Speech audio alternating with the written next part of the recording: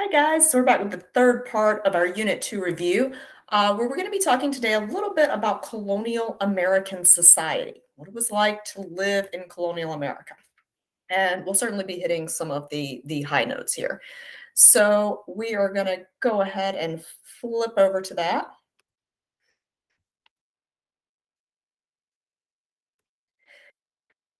So we are still in that period to 1607 to 1754. We're going to be talking about what it was like to live in colonial America. So by far and above, when we're talking about the society structure in this era, in England, England is a hierarchy, meaning that some people are better than others. There isn't a concept of all people being truly equal. In English society, the king sits at the head. He is the most important person in England. And we did talk in the last video about the fact that the monarch in England is not an absolute monarch. In fact, by the mid 1700s, England's a constitutional monarchy. But the king still has the privilege of sitting at the top of society. In England, beneath the king are the aristocrats, those people with titles, the lords, the ladies, fancy people who wear weird hats at royal weddings today. Those people, more important. Then the lower rung is, well, pretty much everyone else. This everyone else category cuts a wide swath across society. So there are incredibly rich people in that everyone else category. There are also some incredibly poor people in that category. So essentially, if you weren't the king and you weren't an aristocrat, you fell into that everyone else category in England. In America, though, things look a little different. We talk about colonial America, it's also a hierarchy, but that society is a great deal more stratified than it is in England. In colonial America, the king is still the head of society, but the king is thousands of miles away in England. He's not physically present in the colonies. And so the person in the colonies who gets to sit at the head is going to be the royal governor. The royal governor is the king's representative. Each colony by the mid 1700s are royal colonies, and they all have a governor who is appointed by the king to be his representative and to sit at the head of colonial government. So the royal governor holds the highest place in colonial American society. But there's a whole group of people who are actually missing in colonial America. There are no aristocrats. Now, that's not to say there are not people with titles. Titled people did come and go, but there is no landed aristocracy in colonial America. And that leaves a void that has to be filled, a power vacuum, if you will. In colonial America, that is filled by a group of people, of men, that historians call the gentlemen. What this meant were these were people who were rich enough that they no longer had to work on a day to day basis. They did not go to a shop. They may own a plantation, but they're not physically out there working. They are retired, more or less. But they're not allowed to just sit about and not do anything. It is believed that since they have this great privilege, since they have been able to more or less retire, we would say today, that they owe society something. They owe society by participating in the government, by representing people, by passing laws. So if you were a gentleman, you didn't work on a day to day basis, but you served in colonial government in some way, shape, or form. That was your purpose. Beneath the gentleman is another group of people. Historians call these the middling sort. They are not a middle class yet, and this is where things get confusing. We don't use the term middle class until a society is fully capitalist, and colonial American is not a capitalist society yet. They're what we call a proto-capitalist society. So they're not fully a middle class. We just call these people the middling sort. These are your merchants, your artisans, people who may have money, they may be well off, but they've not reached a level yet where they don't have to work. And then beneath them are your indentured servants, apprentices, people who are learning a trade but are not yet masters of that trade, and enslaved people. This is a lot more structure than in England. It's also much more fluid than in England. People in America actually have the opportunity to move up and down in this society. moving up is not unheard of in colonial America at all. You could be an apprentice or an indentured servant, and you could move up into the middling sort or even become a gentleman by the end of your life. If you were an enslaved person, it was not likely that you were going to move up. You may eventually attain your freedom, but you will not move up within society by far and above. There are some very limited exceptions to this rule, but not enough make it to make it something that was attainable for everyone. So this society is very fluid. It's also a society that's much smaller. Colonial America is vastly smaller than England. And so within each colony, people of all of these different classes bumped into each other on the regular. They knew each other. They knew where people lived. And so, even if you didn't have the right to vote in your colony, you could exercise a bit of power over those men who are calling the shots. Because after all, you know where they live. You've seen them on a regular basis. The level of deference that we see in colonial America is much lower than in England. And many people, even those who could not vote, retained what the English called the right to riot, the right to tear people's houses down, to insult them in the street. So, being at the upper end of American society was only good as long as the people are happy with you. Because again, they know where you live when they're not happy with you. Keep that in mind when we start our next unit. We start talking about the imperial crisis and the rioting that occurs during that period. Now, within the home, society is kind of mirrored in miniature. English people conceived of their home as just a smaller version of England itself, in which the father holds the place of the king. So within British society, the man is making all of the decisions. Beneath him is his wife, the mother of the family. Spousal abuse was legal in the colonies. It was eh, it was legal, but people thought it was not proper, but there were no laws actually making it illegal. So a woman is subservient to her husband. But we also get kind of a really skewed view about women's roles in America, that they just sat at home all the time, tending the children and the spinning wheel. We actually now know that that isn't quite accurate either. Women ran businesses out of their homes. Women also helped their husbands run businesses. We have evidence of women taking over businesses when their husbands die. For many years, Savannah boasted colonial America's only female silversmith. Her husband died and she took over his business and became a renowned silversmith in the colonial South. In South Carolina, there were a group of women plantation owners, though technically under British law, women could not own property. These women, although they weren't allowed to vote, ran South Carolina politics for years, exercising the fact that they were rich to control who was in power and when. So women do have power in colonial America, and they do move around in spheres outside of their home, but they are considered subservient to men. The bottom rung of the household are your children, your servants, and your slaves.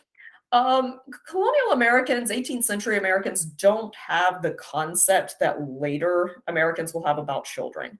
So this is not a point where people are like, oh, children are special and must be nurtured and loved. 18th century people look at children as tiny versions of adults. And they have to be treated like tiny versions of adults so that they turn into good citizens. Child abuse is not illegal in colonial America either. In fact, one book aimed at a family primer is what they called it. It was a book aimed at parents to teach them parenting techniques. Those things existed in the 18th century too. Actually advised parents that they should beat their children every day. Even if their child hadn't done anything wrong, their child had probably done something wrong and just hadn't got caught. So just preemptively beat your child every single day. Parents thought this was a sacred divine duty to make sure that their children grow up to be good and productive members of society. So we don't have families treating children very special. We have them giving duties and jobs to children from a young age. So a chore for a 4-year-old might be going out into the woods to collect firewood with an axe. We typically don't send young children out with sharp objects today, but that was actually quite normal. In fact, by the time you were 14, childhood was pretty much over and you were choosing a career path in colonial America. Perhaps you were going to college if your family was wealthy and you were going to study law or something of that nature. If you lived on a plantation, you might be beginning to help your father take over the running of that plantation. And girls actually did some of that too. We have numerous accounts of girls from this period, teenage girls running plantations for their family. So they didn't really care if you were a boy or a girl, you're embarking on some sort of career path. But even though you're quasi an adult at 14 in colonial America, most people didn't marry until between the ages of 18 or 21. Gives you enough time to establish yourself in a career and then begin seeking a spouse. Servants are also kind of occupying that same rung. Abusing your servants was completely allowed, provided you did not kill them or maim them. And the same could be applied to any slaves living within the household. So colonial households are kind of greased by violence. Uh, this was all considered perfectly normal in that time period, though today we look at this with a little bit of horror. So if you were growing up in colonial America, chances are you're going to get beaten at some point in your life, regardless of where you're sitting in that hierarchy. Now, colonial Americans are also going to become intensely tied into European trade, what we call the triangular trade. Colonial America does not have any manufacturing of its own. England has banned that. So, what colonial America is doing for England is they're producing raw materials. They're producing things like tobacco, cotton, though less of that than in later times, indigo for dyeing, rice, sugar. And all of that stuff is being sent to England where it's being turned into goods. And those goods are being sent to Africa, but also back to North America. Colonial Americans were insanely materialistic. They were obsessed with owning the latest goods from England. And some of this is a result of insecurity. They are far away from England. Many of them at this point were not born in England. And they're starting to feel that perhaps they're not quite British anymore. So buying all of these British goods, making sure they're wearing the latest British fashion is a way to remind themselves that they are, in fact, still British. This was something that lasted all the way up until the American Revolution. We see in his private letters, George Washington was actually very anxious about his wardrobe. He was always trying to be sure that the clothing he was wearing was the latest style from England. And that's something we don't typically think about when we think about George Washington, but he was actually very obsessed with fashion. He was also a good dancer. The more you know. Um, this part of this trade, though, is also going to be the bringing of slaves to North America. So another important component within colonial society in British America is going to be slavery. Slavery exists in all 13 colonies during this time period. So nobody gets the moral high ground of saying, we never had slaves among us. No matter what people from the North tell you, slavery existed in the North too. One of the reasons that there's this belief that slavery never existed in the North is that after the Civil War, well, the South was rewriting its own history to agree with the lost cause. The North was doing the same thing. And they were trying to spin it so that slavery never existed there. But that's not true. Slavery existed in all 13 colonies in British North America, though it was more prevalent in the southern colonies due to plantation agriculture. Now, England actually has kind of a uncomfortable relationship with slavery. When slaves are first introduced to them by the Portuguese and the Spanish, British people aren't really sure that slavery is okay. And when the first slaves arrive in Jamestown, they're actually not slaves as we would understand it today. They were sold as indentured servants. Most British people make use of indentured servitude. Indentured servitude is a system where you pay or you make an agreement with someone, and this person agrees to pay your way to the new world, and in return, you work for them for a set number of years. At the end of that time, you go free. And depending on how your contract was drawn up, they may owe you certain things like clothing or tools, or maybe even land for which you can set up your own farm and begin to work for yourself. That was the way that British people understood labor. Now, what changes this is a rebellion that occurs in the late 1600s in Virginia. That's that Bacon's Rebellion. Nathaniel Bacon himself was not an indentured servant. He was actually a wealthy man who had moved to Virginia and was seeking land.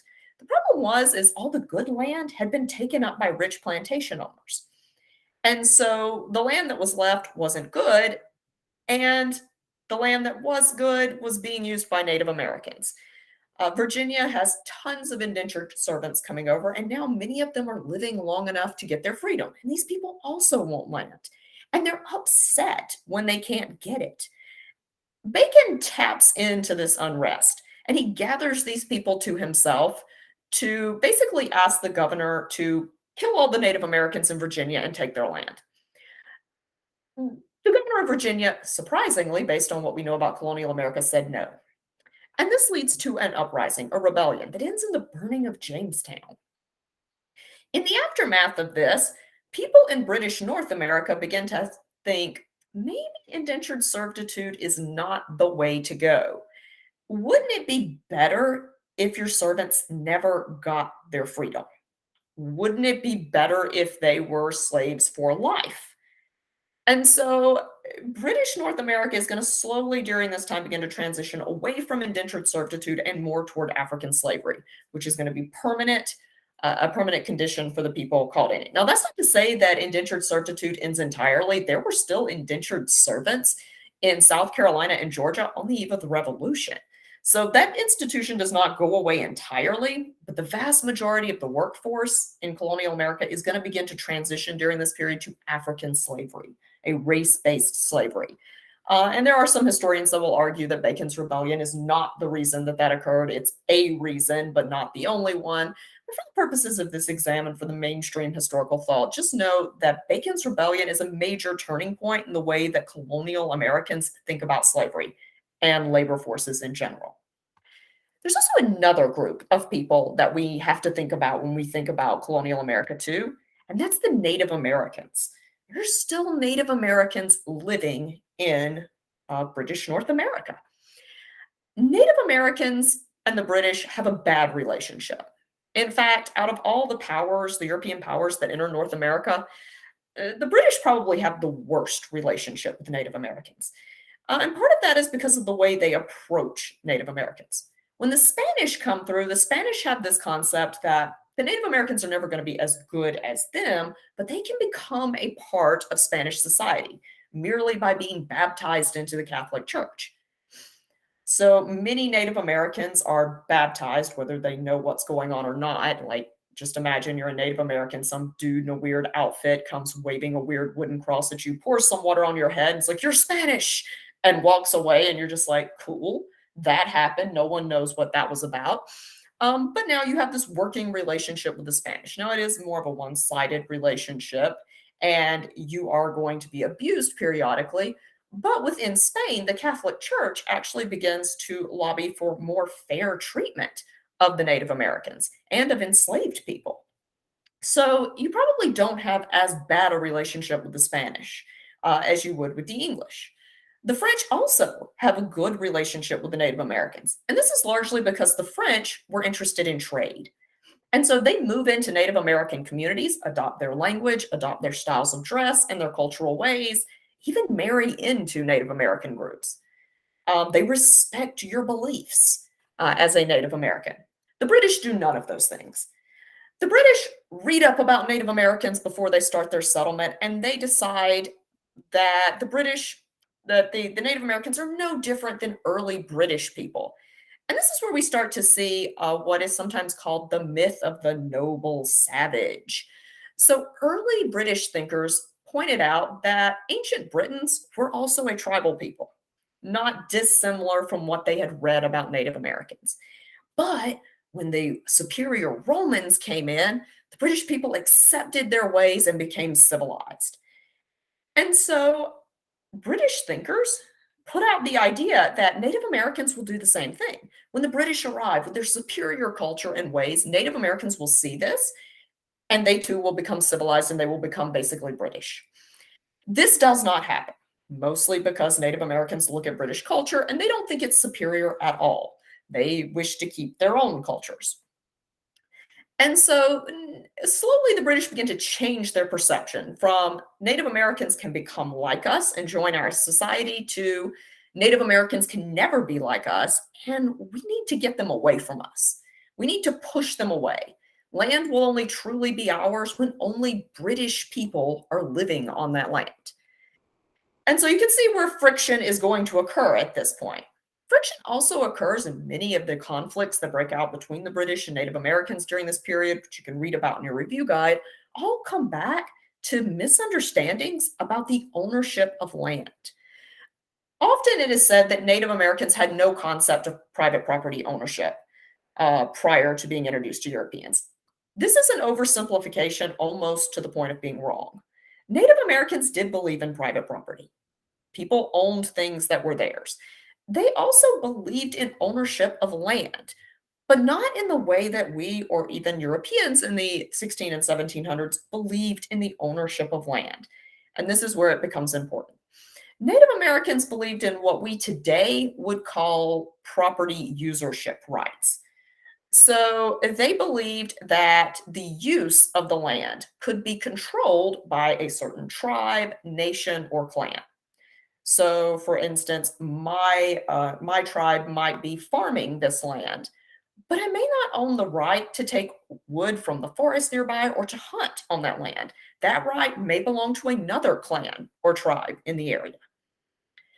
The British, though, have a different concept, much more in line with what we today think of private property ownership. When you own land, that land is yours. You do whatever you like with it. You farm it, you take game from it if you want to hunt on your own land, you cut down trees. That is your right to do that. And no one else can do that on your land unless you give them permission. So when Native Americans and British people start exchanging land, Native Americans are often thinking they want land to farm, so we are giving them this land specifically for farming. But we still have the right to take water from the river that runs through it or to take game from the forest nearby. And the British don't see it that way at all. That is their land. There is no way that Native Americans should be coming on it to do anything.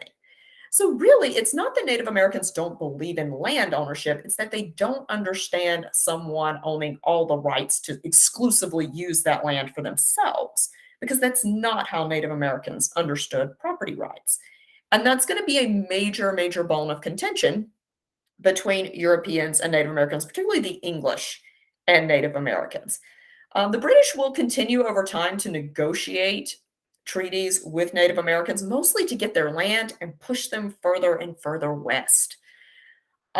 This will eventually cause a conflict, which we'll talk a little bit more about in our next video, a conflict that is terribly named the French and Indian War, in which the British gain a large quantity of land that is covered with hostile Native Americans as a result of these policies England has had towards them. But we are going to stop here with our look at colonial culture. In our next set of videos, we'll start looking at Unit 3, which deals with the imperial crisis and the lead up to the American Revolution, as well as the revolution itself. So I will see you guys later.